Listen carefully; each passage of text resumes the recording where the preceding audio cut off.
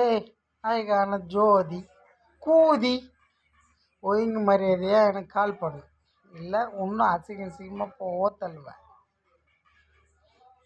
எனக்கு நீ தாண்டி பொண்டாட்டிய தேவடியா மூளை உம்மளை ஓக்கா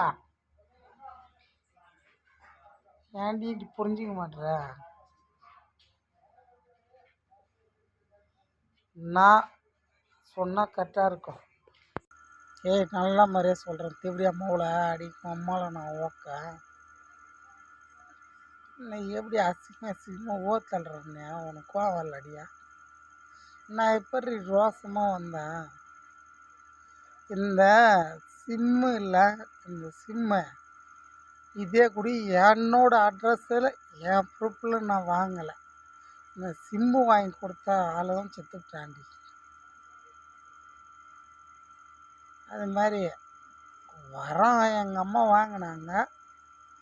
எங்கள் அம்மாவுக்கு ஐடியா கொடுத்த ஐயர் தாத்தாவும் செத்துவிட்டான், எங்கள் அம்மாவும் செத்துவிட்டாங்க. நான் மட்டும் சாப்பிட மாட்டேன். ப்ளீஸ் என்னை கொண்டுட்டு போடி கூதி மவுல அப்படின்னா என்னை கூதி காட்டு படுக்கு. என் ஆஸ்திர என்னென்ன பண்ணுமோ அத்தனையும் பண்ணுவேன். அது உன்கிட்ட மட்டும்தான் பண்ணுவேன், ஒன்று மட்டும்தான். உலக லெவலில் எத்தனை பேர் இருந்தாலும் சரி,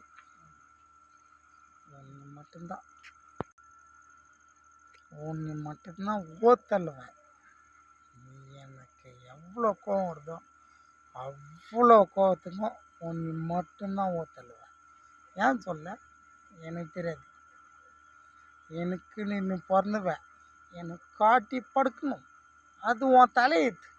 தட்ஸ் ஆல். ஒன்றும் பண்ண முடியாது. மூடிக்கிட்டு கால் பண்ணுறி தேவடியா அம்மாவில் இல்லைன்னா வச்சுக்க இன்னும் அசிங்கமாக ஓத்தல்லுவேன் நான். அதுக்குன்னு நீ சொல்கிறவன் அவன் விஜய் இல்லை, அவன் அப்பங்காலையும் நான் வெய்ய மாட்டேன்னு சொல்லிட்டேன். சரியா? நான் என் அப்பா யாருன்னு எனக்கு தெரியும். உதாரணம் தான், என் அப்பா ராமசாமி, உயிர் கொடுத்தவன் சிவசாமி. என் அப்பா சிவனுக்கு மீறி ஒரு புல் பூண்டு இல்லை, பூகம்பம் இல்லை, எது வந்தாலும் அணுவும் அசையாது, காற்றும் ஆடாது. என் அப்பா சிவன் மட்டுமே. எங்கள் அம்மா சொன்னது அதுபடி தான். எங்கள் அம்மா சொன்னது பொய்ய மையே எனக்கு தெரியாது. ஆனால் எங்கள் அம்மா சொன்னது ஒவ்வொன்றும் வேத வாக்கடி அடி நார குதி மோளை ஓத்தலும்.